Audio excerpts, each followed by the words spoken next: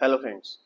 तो इस वीडियो में हम डिस्कस करेंगे कि डोनाल्ड ट्रंप ने रिसेंटली ये कहा है कि अगर जैसे वो प्रेसिडेंट बनेंगे तो एक न्यू कंट्री को इंडिपेंडेंस मिलेगा। ठीक है, और उस कंट्री का नाम होगा सोमालीलैंड। ठीक है, ये सोमालिया का अभी तक पार्ट है, लेकिन इसको इंडिपेंडेंस मिल जाएगा। ठीक है, जल्द ही सोमालीलैंड। ठीक है, तो सोमालीलैंड बेसिकली अफ्रीकन कॉन्टिनेंट में आता है। ठीक है, तो सोमालिया का पार्ट है अभी, लेकिन अमेरिका चाहता है कि इसको इंडिपेंडेंस दे दी जाए। अब यूनाइटेड नेशंस जो है वो इस सोमालीलैंड को नहीं मानता है कि ये अलग कोई इनका कल्चर है। वो इसको अलग कंट्री होने को वो यूनाइटेड नेशंस मानता नहीं है। हालांकि यूनाइटेड नेशंस जो है वो यूएस का उसके अंदर बहुत बड़ा कंट्रोल है, तब भी यूनाइटेड नेशंस उसको नहीं मानता है। चाइना नहीं मानता है, रशिया नहीं मानता है। वर्ल्ड के बहुत बड़े बड़े जो सबसे बड़े बड़े कंट्रीज है वो इसको रिकॉग्नाइज नहीं करते हैं, लेकिन यूएस बोल रहा है कि हम इसको रिकॉग्नाइज करेंगे। ठीक है, ऐसा क्यों है, यही देखने के लिए हम ये वीडियो आज बना रहे हैं। तो बेसिकली क्या है कि ये जो रीजन है अफ्रीका का जिसमें सोमालीलैंड बनाया जा रहा है, यहाँ पे और बहुत सारे कंट्रीज हैं छोटे छोटे, जैसे इथियोपिया वगैरह। तो इन कंट्रीज ये बेसिकली एक जो नेवल बेस होता है एक देश का, उसके लिए ये कंट्रीज बहुत ज्यादा यूजफुल है अमेरिका को क्या, चाइना को, जो बड़ी बड़ी पावर्स हैं उनको। ठीक है, तो ये जो एल्टीरिया, इथियोपिया, और यहाँ पर एक कंट्री है जिसका नाम है जिबोटी।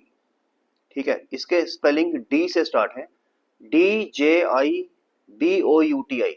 रिपीट कर रहा हूँ, DJIBOUTI। ये मैं कंट्री इसलिए स्पेशली बोल रहा हूँ कि ये जो कंट्री है जिबूटी, यहां पर अमेरिका का नेवल बेस ऑलरेडी है, बट यहां पर चाइना का नेवल बेस भी ऑलरेडी है।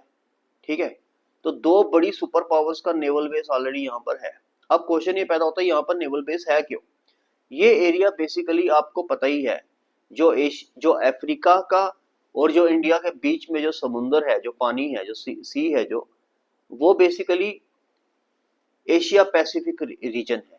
ठीक है, तो वो एशिया पैसिफिक रीजन में अमेरिका का या चाइना का या रशिया का नेवल बेस होना बहुत जरूरी है, क्योंकि यहाँ पे बहुत सारे कंट्रीज पड़ते हैं। ठीक है, और बेसिकली ये जो कंट्रीज है सोमाली लैंड या सोमालिया, जिसको हम अभी सोमालिया है, बाद में सोमाली लैंड अलग से हो रहा है। ये जो कंट्रीज हैं, जैसे एक कंट्री की अभी अभी हमने बात की, तो उस यहाँ पर क्या है कि ये नेवल बेस बनाने के पैसे लेते हैं। ठीक है, ये गरीब कंट्रीज है, और यहाँ पर अगर कोई सुपर पावर आके अपना नेवल बेस बनाती है, ठीक है, नेवल बेस आपको पता है सी शोर पे बनता है। ठीक है, जहाँ पे पूरी नेवी तैनात कर दी जाती है, और वो सी में अपनी कार्रवाई वगैरह जो है एक्सरसाइज, वो जो सारा कुछ वो करती रहती है। और अगर किसी देश के ऊपर अटैक वगैरह करना हो तो वहां से वो तैयारी कर सकते हैं, लॉन्च कर सकते हैं। कोई मिसाइल्स दागने हो तो वहां से वो कर सकते हैं, इसलिए नेवल बेस बड़ा इंपॉर्टेंट है। आज United states of America, USA की जो 60% नेवी है वो यहाँ पर तैनात है इस रीजन में। ये x navy chief of America की स्टेटमेंट है। ठीक है, 60% नेवी यहाँ पर तैनात है। ठीक है, तो ये कंट्री बेसिकली बड़ा इंपॉर्टेंट है इन सब चीज़ों के लिए। ये पूरा रीजन ही बड़ा इंपॉर्टेंट है। जैसे कि मैंने बात की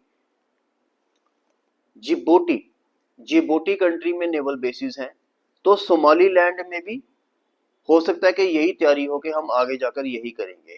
ठीक है, अगर सोमालीलैंड की सपोर्ट अमेरिका को मिल जाती है, क्योंकि अगर अमेरिका सोमालीलैंड को सपोर्ट करेगा तो एक चीज देखने वाली है कि तो अमेरिका के जितने भी प्रोटेक्टी नेशंस हैं, प्रोटेक्टी नेशंस होते हैं जिसको अमेरिका सपोर्ट करता है, जैसे जापान हो गया, ताइवान हो गया। ठीक है, तो ये भी इस सोमालीलैंड को रिकॉग्नाइज करेंगे। ठीक है, अब इंडिया के लिए प्रॉब्लम खड़ी हो जाएगी कि भाई इंडिया इसको सोमालीलैंड को सपोर्ट करे या ना करे। अगर करेगा तो वो चाइना के साथ दुश्मनी लेने वाली बात होगी, अगर नहीं करेगा तो वो अमेरिका के साथ दुश्मनी लेने वाली बात होगी। तो इंटरनेशनल रिलेशंस के अंदर, फॉरेन पॉलिसी के अंदर ये सब चीजें बहुत ज्यादा मैटर करती है।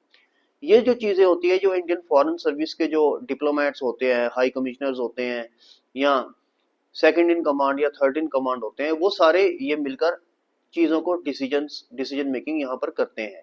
और फॉरेन डिप्लोमेट से या फॉरेन हाई कमिश्नर से मिलना जुलना, या उनसे या सेकंड इन कमांड जो होते हैं वो आपस में मिलते जुलते हैं, तो इनकी टाइम टू टाइम मीटिंग्स जो है वो चलती रहती है, और इंडिया के साथ कम्युनिकेशन कॉन्स्टेंटली बना रहता है।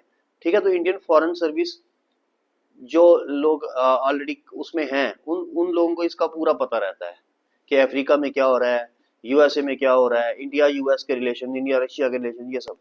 तो ये मैं कह रहा था।